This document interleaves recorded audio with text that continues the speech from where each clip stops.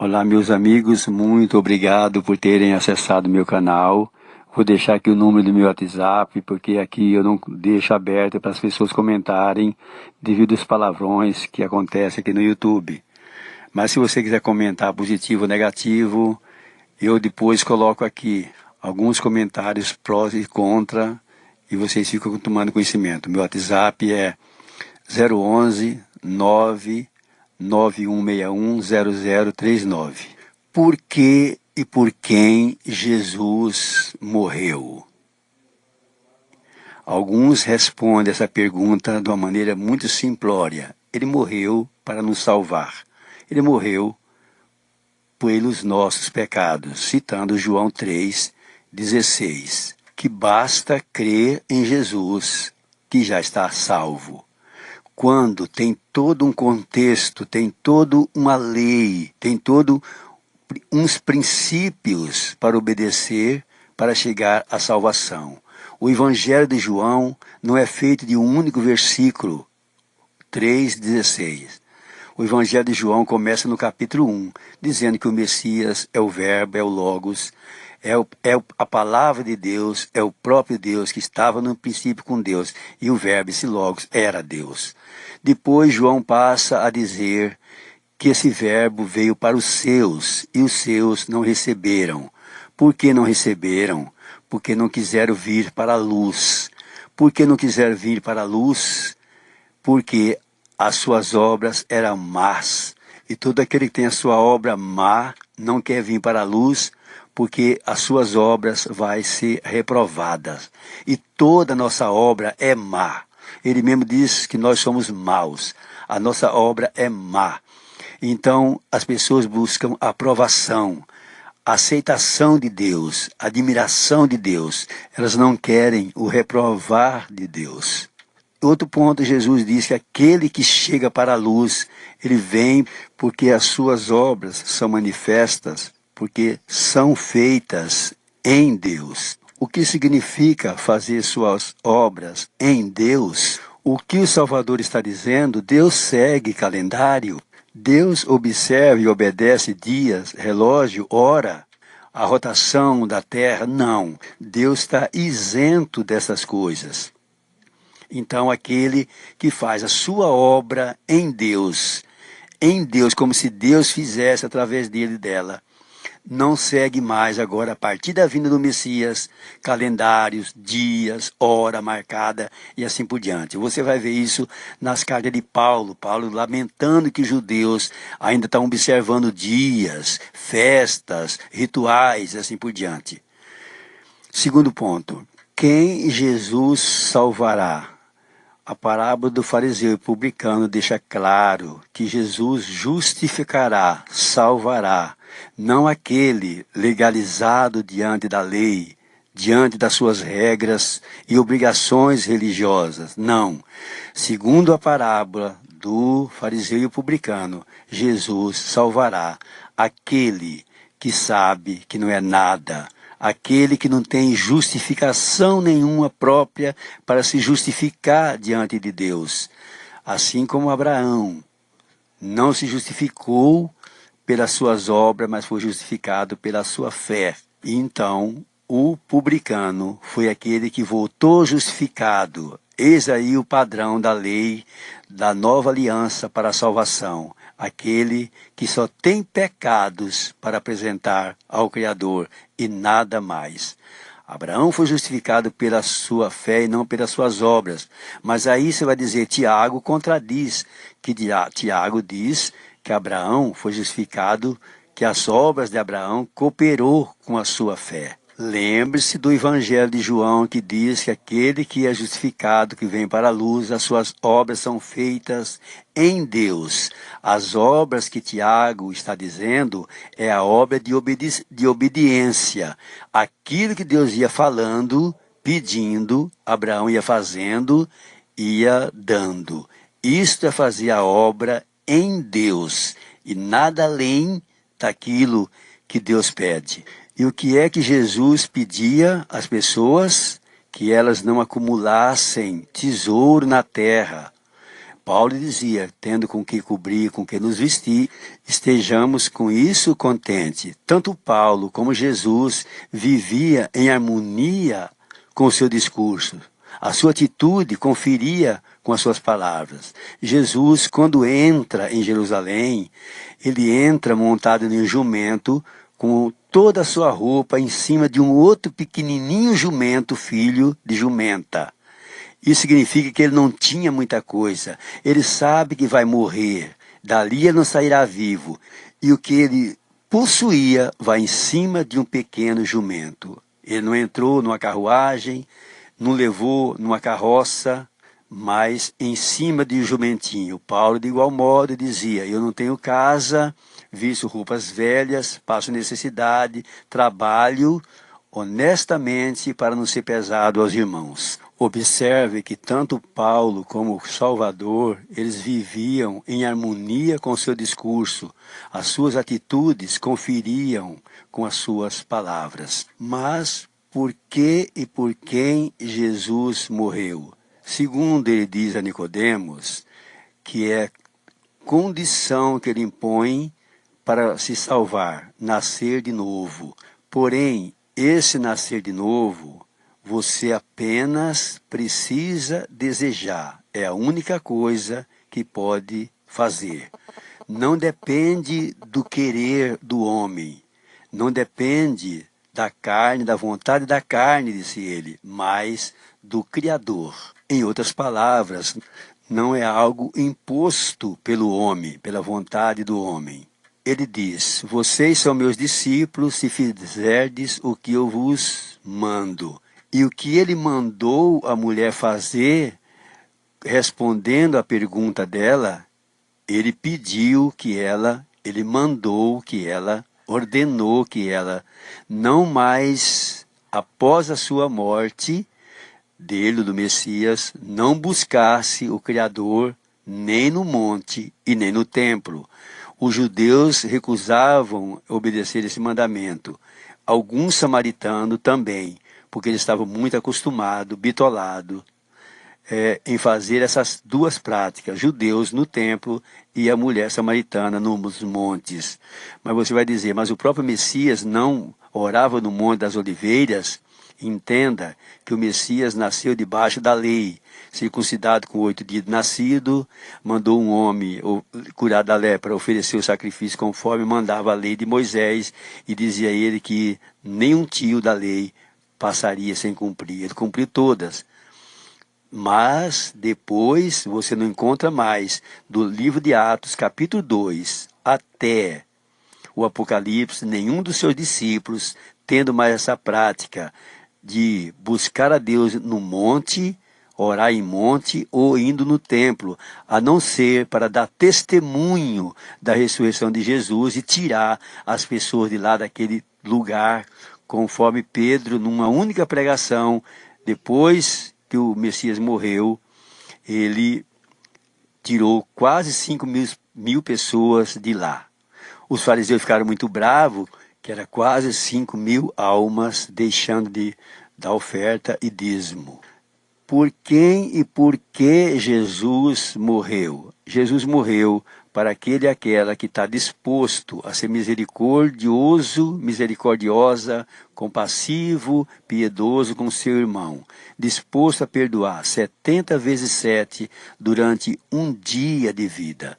Uma vez eu confessei um pecado aos anciãos da torre de vigia e 3 deles reuniram em minha casa para me expulsar. Em 1988, eu pedia misericórdia, compaixão, que eles não expulsassem-me, mas eles foram impiedosos, implacáveis e me expulsaram. Eu com lágrimas nos olhos. Outra ocasião, pequei gravemente contra uma pessoa boa e me humilhei, ajoelhei diante do Pai Celestial, na sua presença dessa pessoa, e chorando, molhando com lágrimas o meu colarinho, eu pedia misericórdia, compaixão, piedade, compreensão. Mais uma vez me foi negada. essa pessoa usou a lei para me ferir, do mesmo modo que eu havia usado a lei para ferir outra pessoa lá atrás. Eu jurava de pé junto conhecer a verdade, conhecendo apenas alguns textos isolados da Escritura decorados na minha cabeça. O Senhor Jesus também foi ferido pela lei.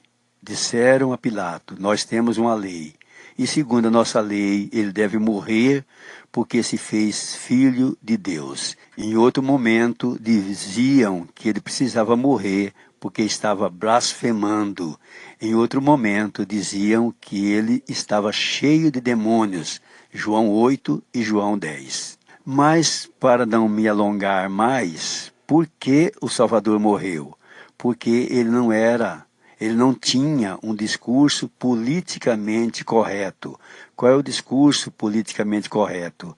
É aquele discurso que fala o que o ouvinte quer ouvir e não o que o ouvinte precisa ouvir. Ele denunciava a falsidade, a heresia, a hipocrisia, a aparência piedosa.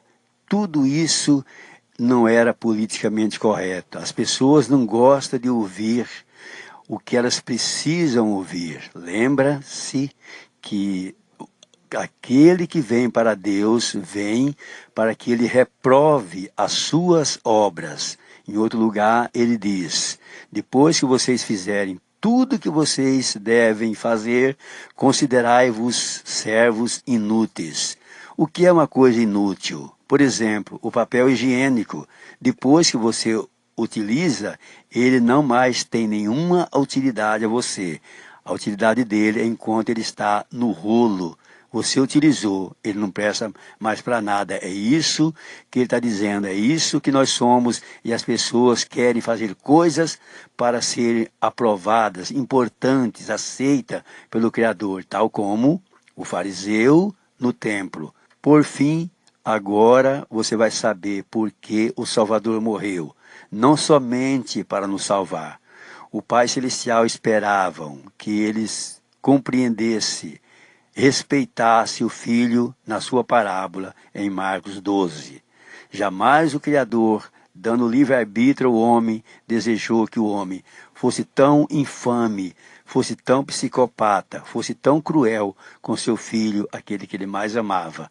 Enviarei meu filho, quem sabe a ele, eles respeitam, mas, usando o livre-arbítrio, não respeitaram. Ele, com a sua franqueza, com a sua palavra de verdade, com a sua sinceridade, com o seu discurso coerente, verdadeiro, incomodou a cúpula religiosa.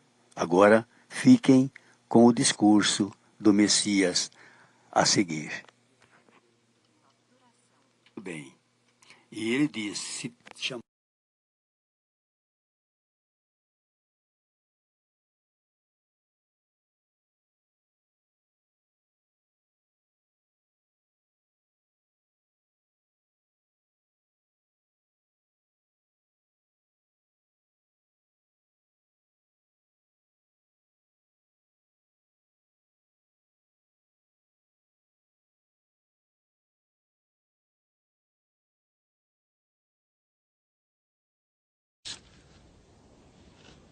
Então Jesus disse à multidão e aos seus discípulos: Os mestres da lei e os fariseus se assentam na cadeira de Moisés. Obedeçam-lhes e façam tudo o que eles lhes dizem. Mas não façam o que eles fazem, pois não praticam o que pregam. Eles atam fardos pesados e os colocam sobre os ombros dos homens. Mas eles mesmos não estão dispostos a levantar um só dedo para movê-los. Tudo o que fazem é para serem vistos pelos homens. Eles fazem seus filactérios bem largos e as franjas de suas vestes bem longas. Gostam do lugar de honra nos banquetes e dos assentos mais importantes nas sinagogas, de serem saudados nas praças e de serem chamados rabis. Mas vocês não devem ser chamados rabis. Um só é o mestre de vocês. E todos vocês são irmãos. A ninguém na terra chamem pai, porque vocês só têm um pai, aquele que está nos céus. Tampouco vocês devem ser chamados chefes, porquanto vocês têm um só chefe, o Cristo. O maior entre vocês deverá ser servo, pois todo aquele que a si mesmo se exaltar será humilhado. E todo aquele que a si mesmo se humilhar será exaltado.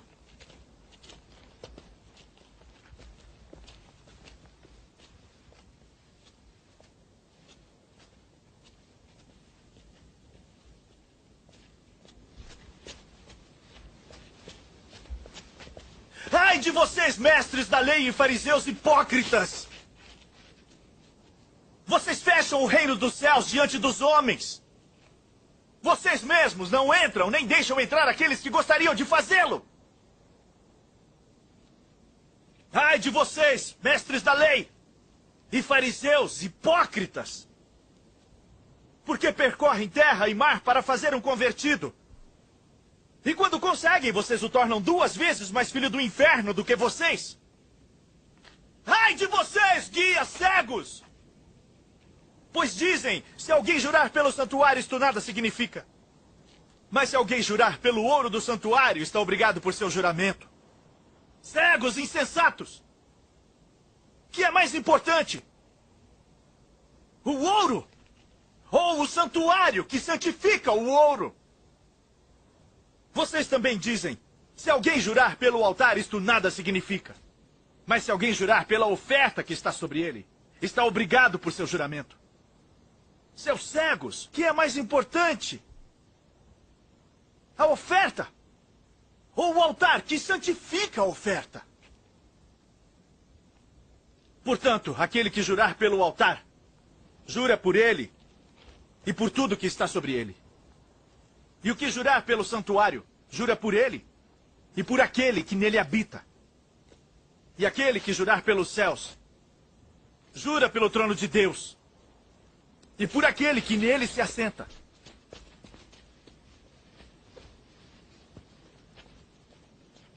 Ai de vocês, mestres da lei e fariseus, hipócritas! Vocês dão o dízimo da hortelã, do endro e do cominho, mas têm negligenciado os preceitos mais importantes da lei: a justiça, a misericórdia e a fidelidade. Vocês devem praticar estas coisas sem omitir aquelas. Guias cegos! Vocês coam um mosquito e engolem um camelo. Ai de vocês, mestres da lei e fariseus, hipócritas! Vocês limpam o exterior do copo e do prato, mas por dentro eles estão cheios de ganância e cobiça. Fariseu cego! Limpe primeiro o interior do copo e do prato, para que o exterior também fique limpo.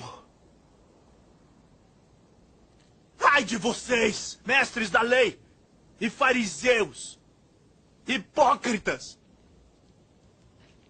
Vocês são como sepulcros caiados, bonitos por fora,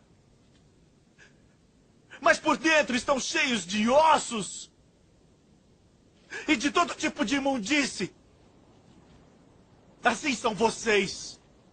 Por fora parecem justos ao povo, mas por dentro estão cheios de hipocrisia e maldade.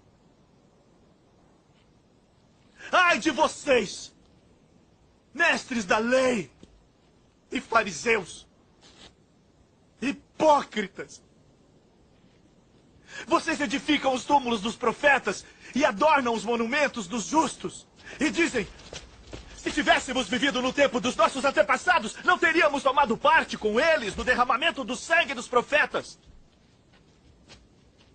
Assim, vocês testemunham contra si mesmos, que são descendentes dos que assassinaram os profetas.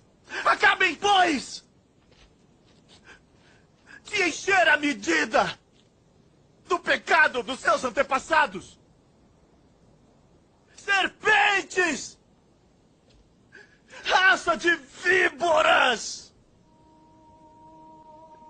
Como vocês escaparão da condenação ao inferno?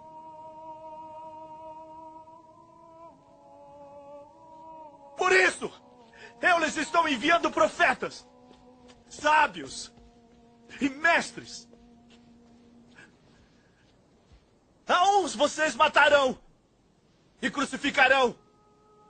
A outros açoitarão nas sinagogas de vocês e perseguirão de cidade em cidade. E assim, sobre vocês, recairá todo o sangue justo, derramado na terra.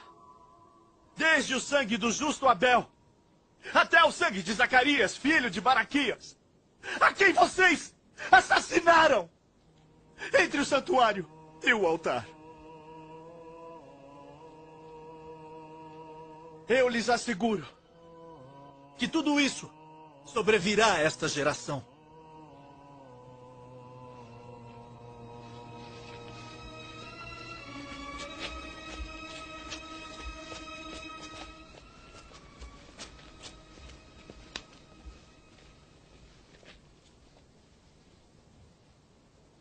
Jerusalém! Jerusalém!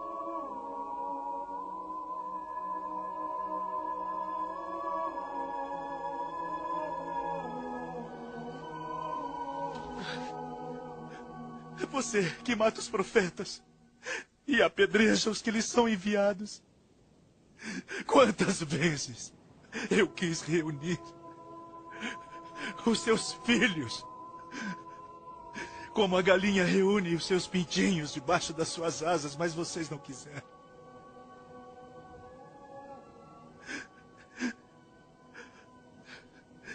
Eis que a casa de vocês ficará deserta. Pois eu lhes digo que vocês não me verão mais até que digam: bendito é o que vem em nome do Senhor.